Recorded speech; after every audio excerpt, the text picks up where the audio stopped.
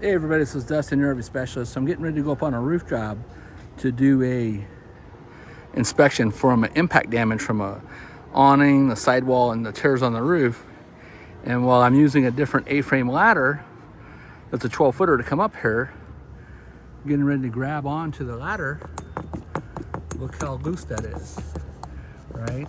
So that's all jarred loose. This side's loose.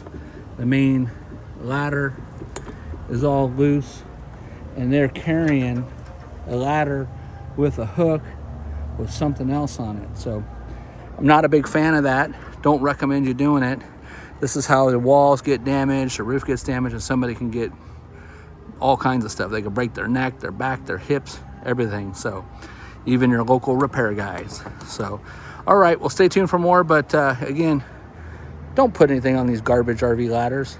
And that's what they are, is they're garbage. You know, don't put anything on them. You're gonna ruin them and you're gonna kill somebody.